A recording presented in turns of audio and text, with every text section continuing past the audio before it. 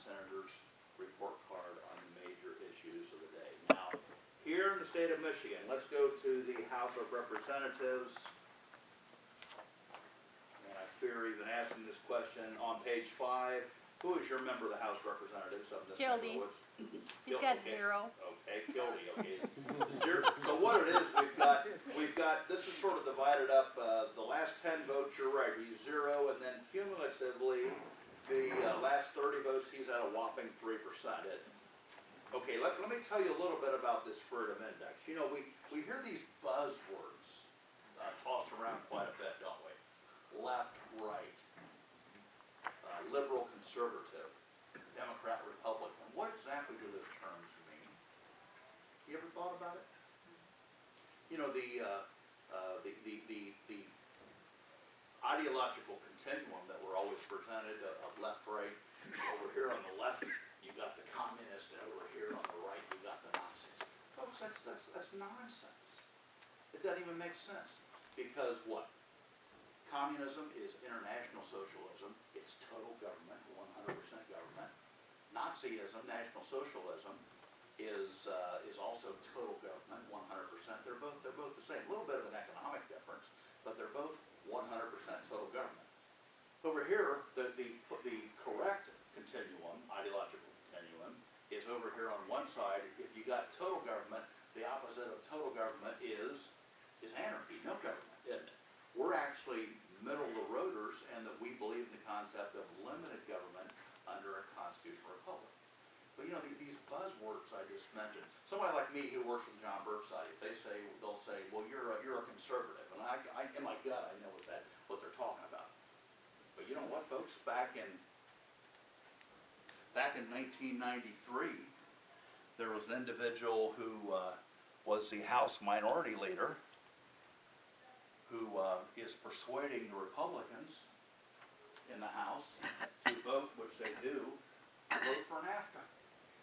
And it's this guy here. It's Congressman Newt Gingrich, who is now the former Speaker of the House of Representatives, who's probably going to be running for the Republican presidential nomination.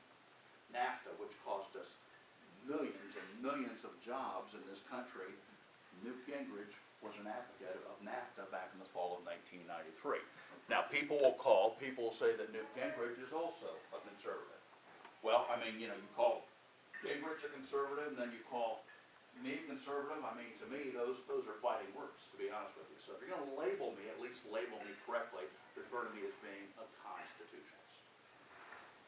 What I'm saying is this: these little buzzwords don't enter into our evaluation of these congressmen and senators. The yardstick, the unit of measurement, is the Constitution, the supreme law of the land. So what we're doing with this simply is, if you're a congressman or senator, if they're voting constitutionally, they're going to get a plus, and if they're voting unconstitutionally, they're going to get a minus.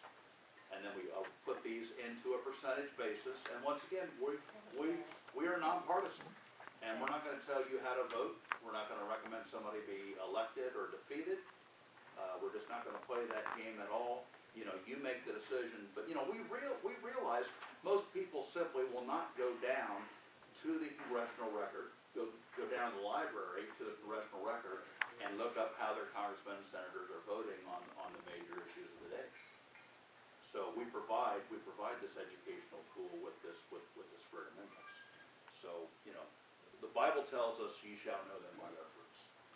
So you know, that's their voting record, and then you know, you make the decision whether you like the way they're voting or you know, you don't like the way they're voting. But what we encourage our members to do is to buy massive quantities of that Freedom Index reprint and distribute those, and once again go out and create the informed electorate. Because as all of us know, the game that's played by these congressmen and senators, they'll come home periodically in the weekends.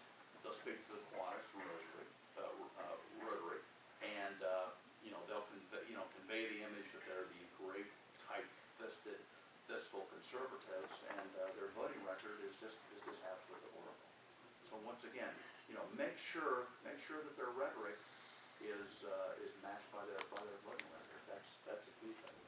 Just a couple key other educational tools we have. Obviously, we have books, we have DVDs, we have members of the society in all 50 states of the Union. We have individuals like myself, field staff, which cover all 50 states of the Union, and our headquarters is located up in Appleton, Wisconsin. A couple of battles that we're engaged in right now is the Obamacare issue. And Obamacare itself is unconstitutional. They're saying what, that 1/6 of the American economy is going to be needed to implement Obamacare, so that there are potentially catastrophic economic consequences if this thing is not stopped. And it's like I said, it simply is not authorized in the Constitution. So, what's the best way to approach the getting rid of repeal of Obamacare? Well, you look at the lay of the land of the Congress right now. Republicans, it looks like they mean some business on Obamacare, but we're stymied, of course, with the Senate, with the Democrats controlling the Senate. And you know what, folks? Unfortunately, even if a miracle should take place, and the Senate should vote for the repeal of Obamacare, we know that President Barack Obama is going to exercise his veto, and Lord knows there's not a 2/3 vote in the House and Senate to override his veto. So, is the best counterattack right now through the Congress? It doesn't look like it's doable. Now, maybe in January of 2013, it might, maybe that's a possibility. Our thinking is the nullification route, and not nullification through the courts. To be very candid with you, I don't want the courts to, on this issue of the nullification of Obamacare, I don't want the courts to come to the dance, to be honest with you. I want to keep them out of the dance. Now, the courts are so, but you're not going to do that. Despite what I want, it doesn't matter what I want. And the courts are very, very unpredictable. I mean, there have been several federal judges, the one from Florida a month ago, and the one down in Virginia, who have said that Obamacare is unconstitutional. But you're going to have other federal judges, unfortunately, you know what I'm going to say, they're going to say that it's okay, that it's legal, that it's constitutional. So who do you believe? I mean, one federal judge says one thing, and then another federal judge says another. Now, so the courts, I just rather keep them not in the equation at all. And if there's a strategy which is to be implemented toward the fighting of Obamacare, I want to keep the courts out of it. And you're going to see here in just a second, with nullification at the federal level, this indeed is something that can keep the courts out of the equation, and also keep the president out of the equation. Now, what about, and we're doing this in my home state of Ohio, and I think you guys in Michigan did the same thing, and you may be doing the same thing this year. They're collecting signatures, so the Michigan State Constitution, there can be something put on the ballot this year, and then if you guys have enough signatures, it's put on the ballot then in November, and then you guys vote on it. Are you guys was there something like that? There was, but they didn't get enough signatures. Was that last year though? And are they pursuing it again this year? I haven't seen anything that indicates they are.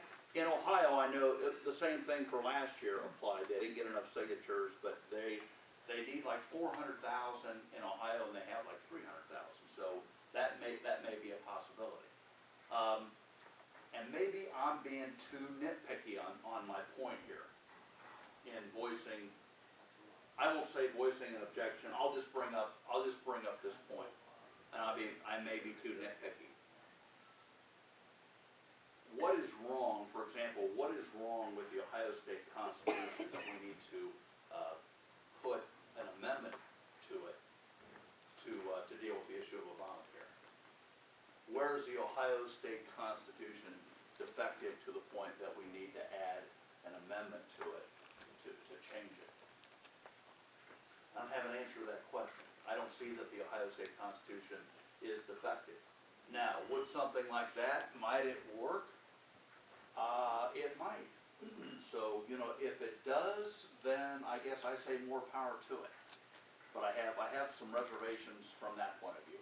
Something, however, which will work is something, and it's not been used that much in American history. This is where we Americans, for the most part, the dumbing down we've seen in the past 50 years, we simply don't know our American history. We don't know our American government.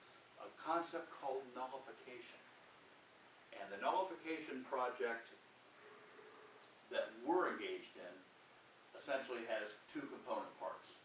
Number one, we're saying that nullification of Obamacare. Number one, we're saying Obamacare is unconstitutional. It's not authorized in the Constitution.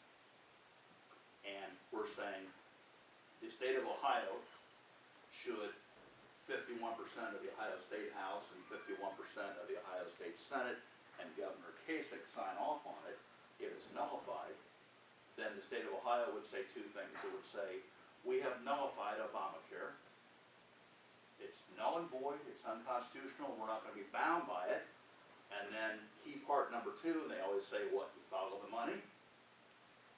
The state money that Ohio would usually give you for this federal project, since it's unconstitutional and we've nullified it, we're not going to give you 1 cent, we're going to give you $0 for Obamacare. Now, what we're asking people to do, a little bit of the history of nullification. What we're asking you to do with nullification, it is legal, it is moral, it is constitutional.